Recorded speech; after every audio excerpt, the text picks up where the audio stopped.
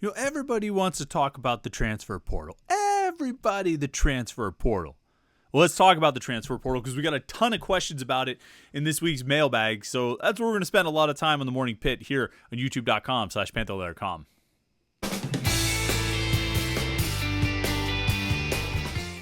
Yeah, it's Friday. It's the Morning Pit. It's youtube.com/Panther-Lair.com. I'm Chris Peak from Panther-Lair.com, Panther-Lair.com, Pittsburgh.rivals.com, the most comprehensive source of Pitt sports news on the internet, football, basketball, recruiting. You find it all at Panther-Lair.com and message boards to interact with hundreds and thousands of other Pitt fans all day, every day. Panther-Lair.com. You see the website below. And of course, you are here right now at the right place to be for all our video content. It's youtube.com/Panther-Lair.com.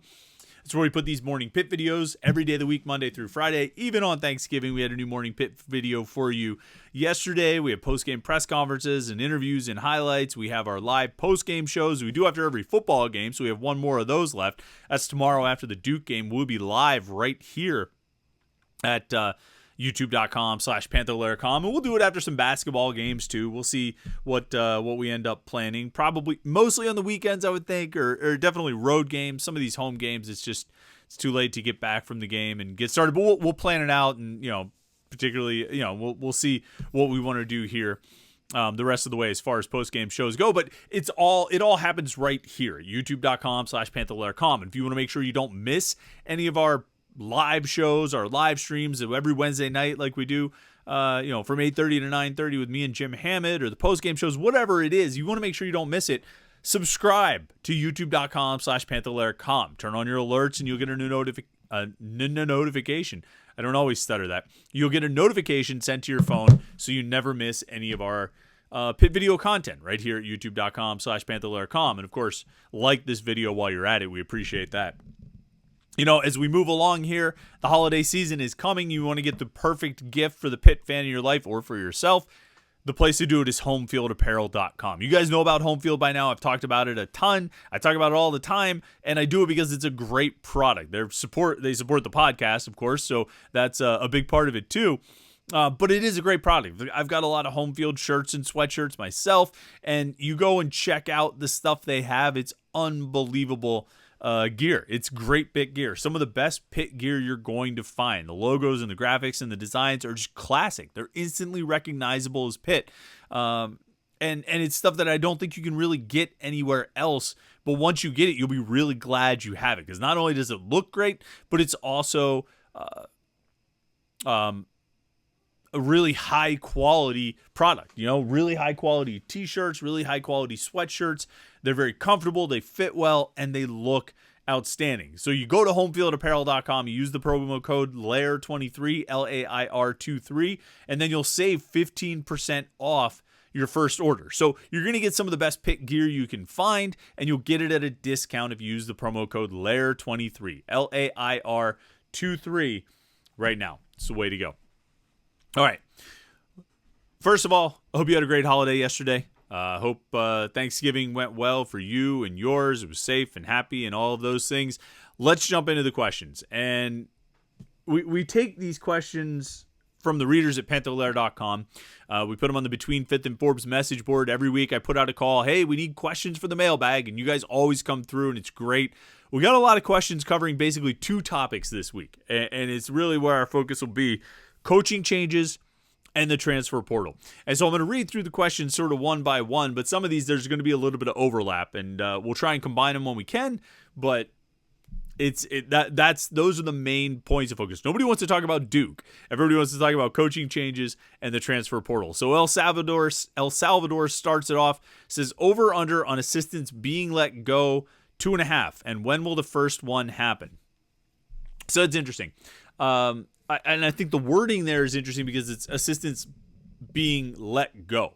So we're just talking about guys who get fired, or pretty clearly get fired. I think there's a possibility they might lose one or maybe two guys who just change jobs, move laterally to another Power 5 program, or move into a coordinator position or something like that. I think you could see that happen.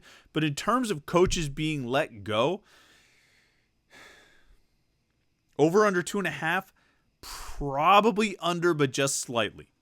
I'm sort of expecting it to be 2. That's kind of my guess. I wouldn't be surprised if it's 3.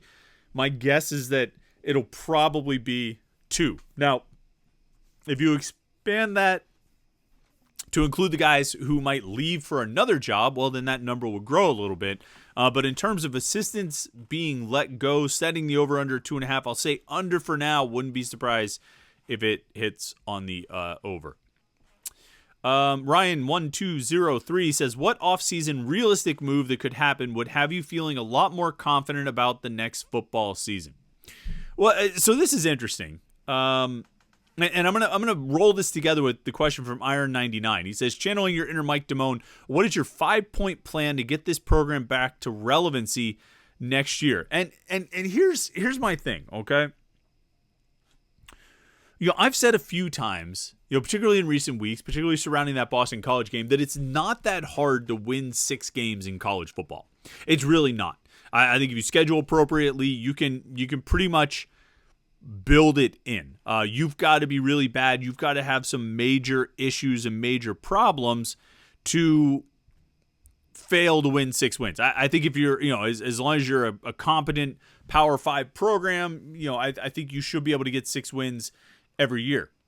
Pitt obviously fell short of that mark this year, but I look at it and there's a conversation that's been had, and I think there's another question that'll come up. I've had this conversation a few times, and like I say, I think we'll get to a question about it of what Pitt's record could have been with Nate Yarnell from the start.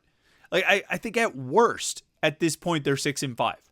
I think that's the floor of where they would be if Nate Yarnell had been the starter from the beginning of the season. And I'm not going to sit here and say, I'm not going to, have revisionist history and pretend like I knew that was the option from the start. Everything I heard indicated that Phil Dracovic should be the guy from the start. He clearly wasn't.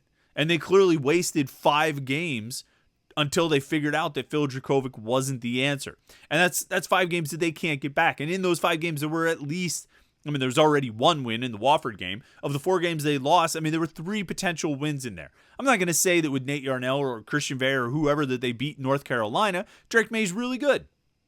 But I'm going to say Cincinnati, West Virginia, and Virginia Tech were all there for the taking, and bad quarterback play is what cost them those games.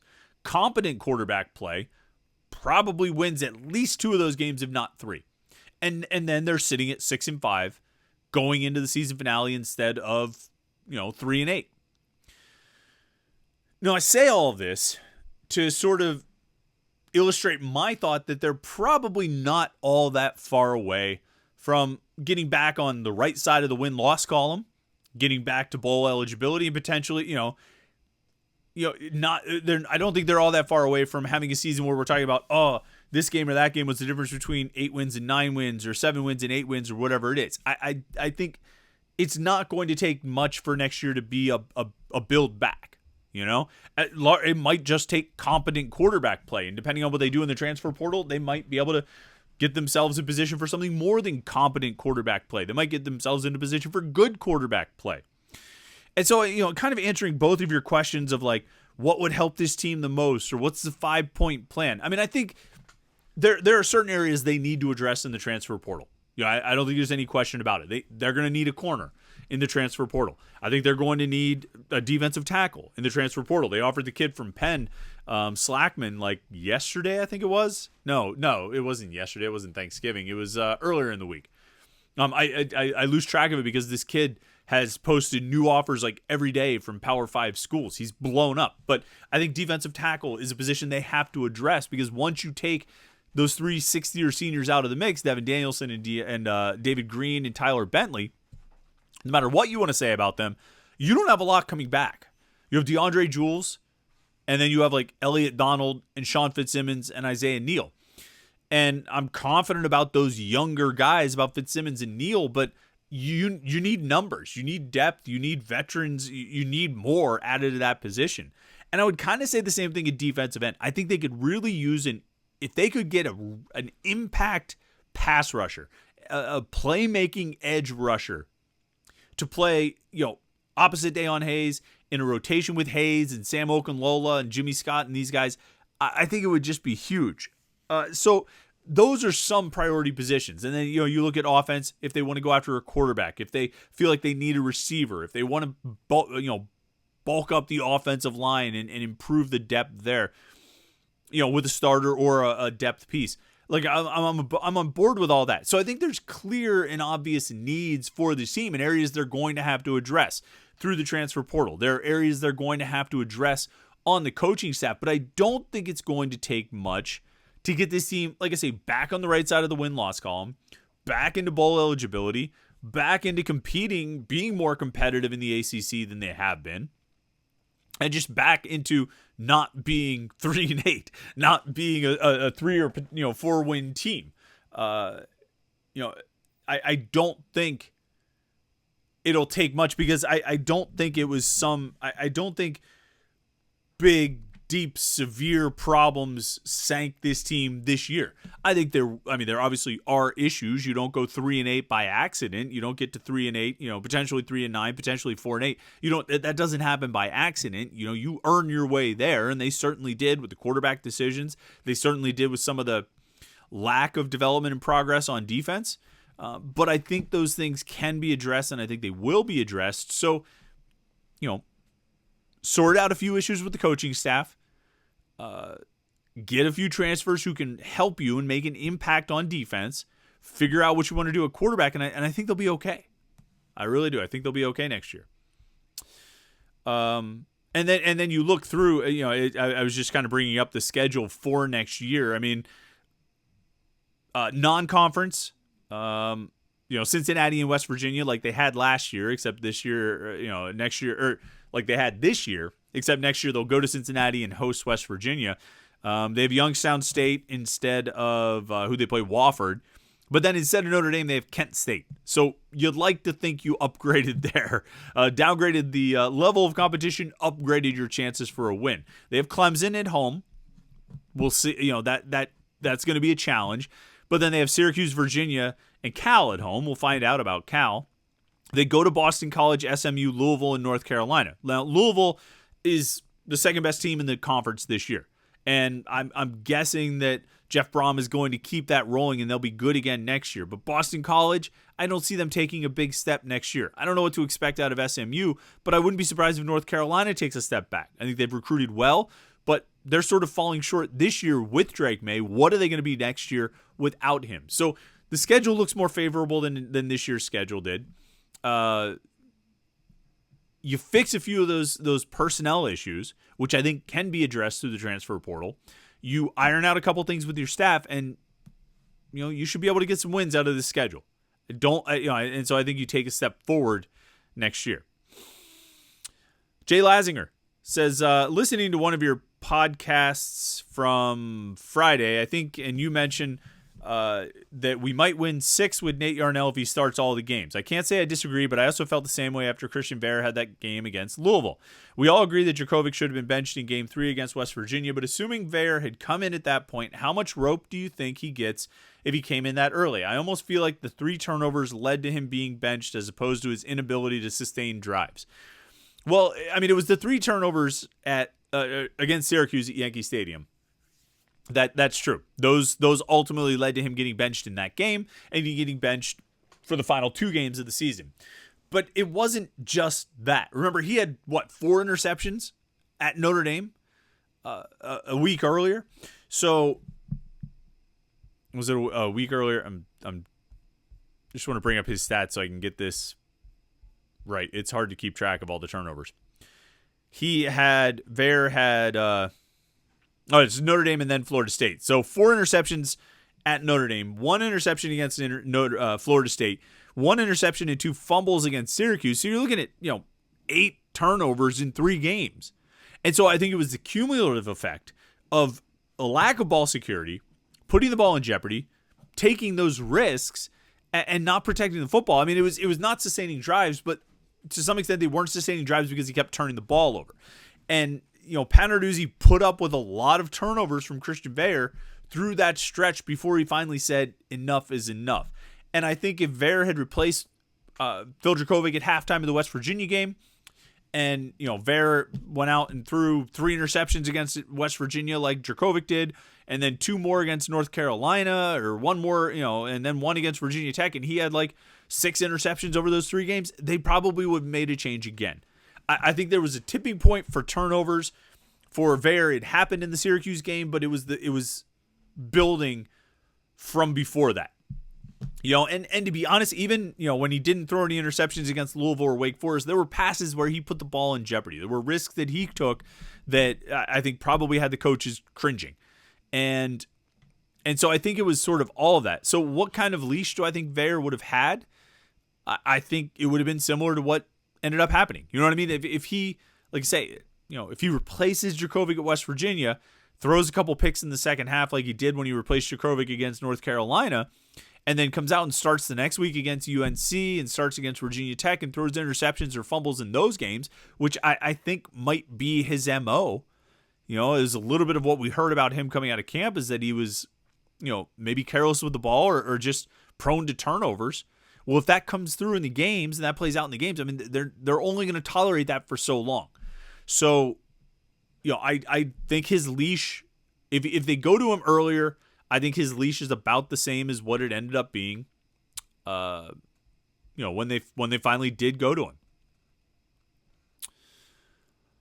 Smenges asks a huge question here that we could probably spend an entire episode on and not just the next 10 minutes.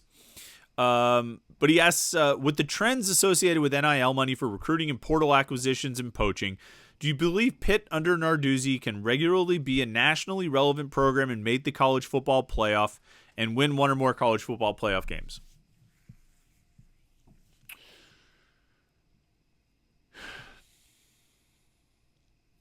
I think if you are going to put yourself in that conversation, you have to nail it with the quarterback. You know what I mean? Washington is in that conversation because they nailed it with the quarterback. Oregon is in that conversation. They got the quarterback right. A lot of people got it wrong with that quarterback before then, but they got it right with the quarterback. I think Louisville has a good quarterback, but I think Jeff Brom's also really good. So, I mean, that helps as well. He's a really good offensive coach.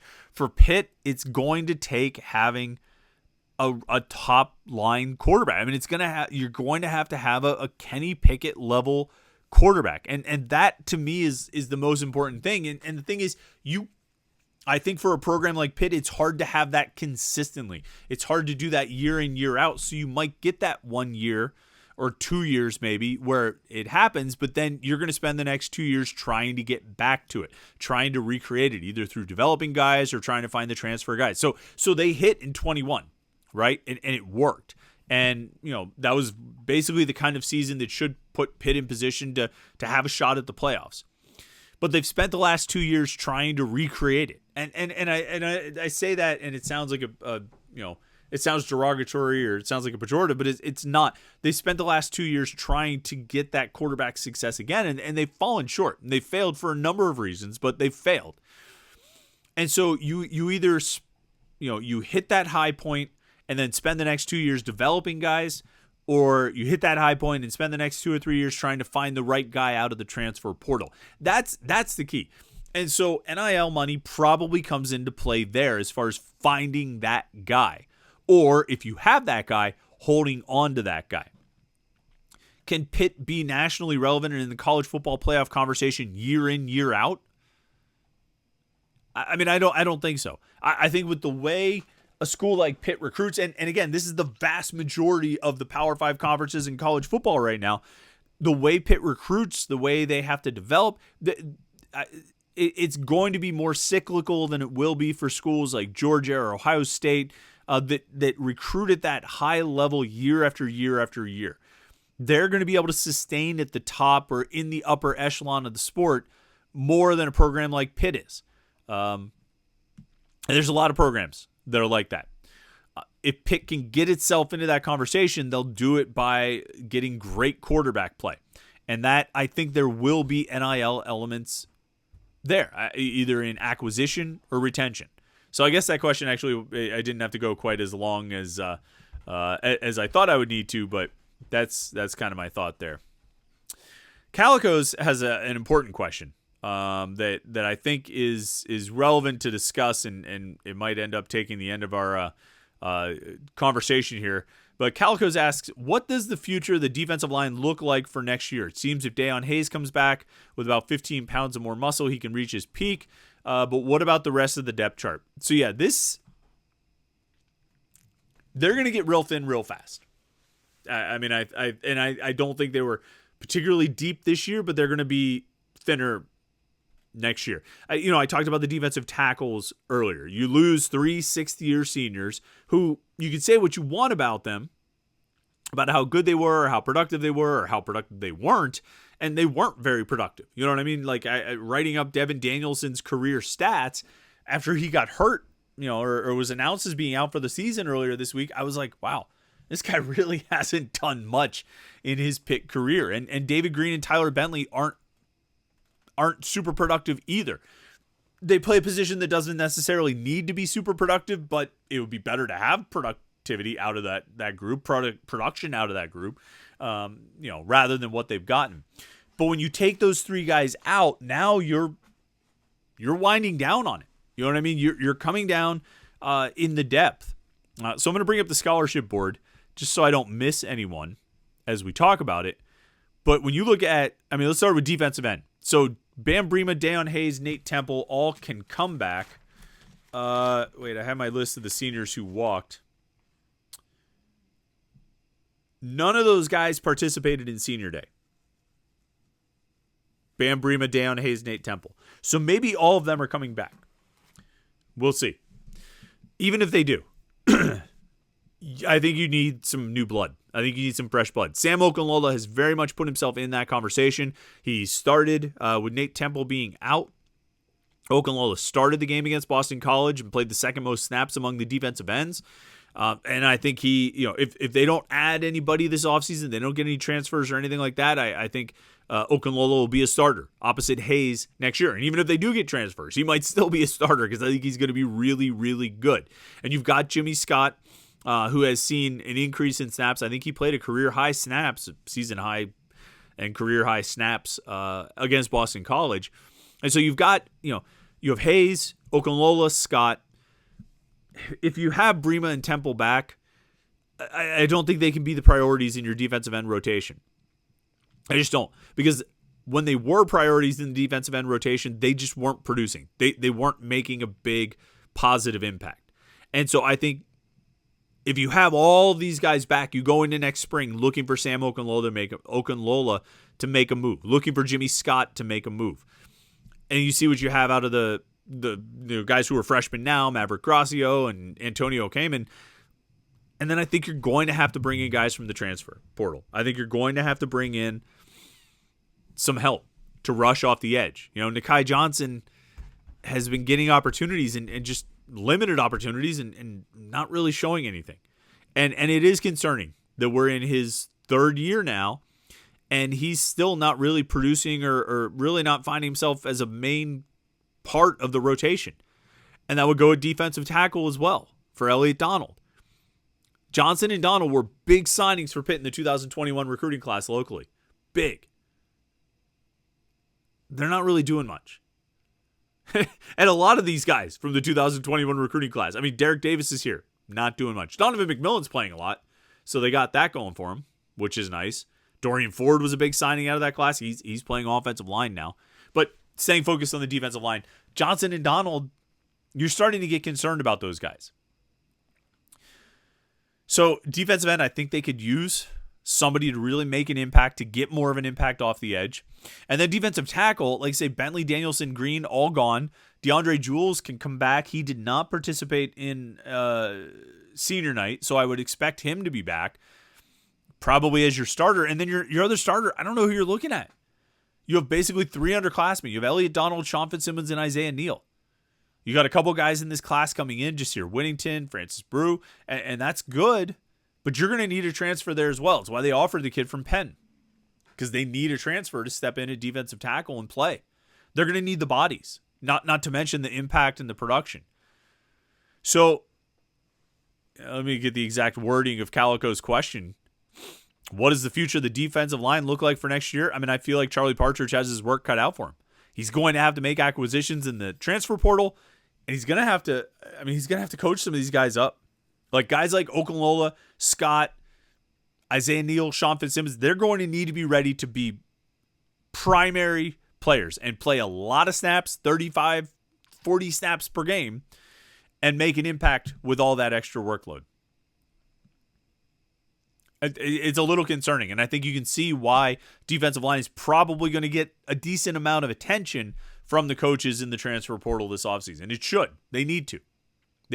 Probably at some point this offseason, we'll look back at why there are these gaps and why some of the look back at the recruiting classes and see how this kind of came about. But that's where they're at. So we'll see where they go from here. All right. That's about 25 minutes. I think that's always a good place to cut it off. We appreciate the questions that are left over. We'll get to as many of those as we can in next week's mailbag.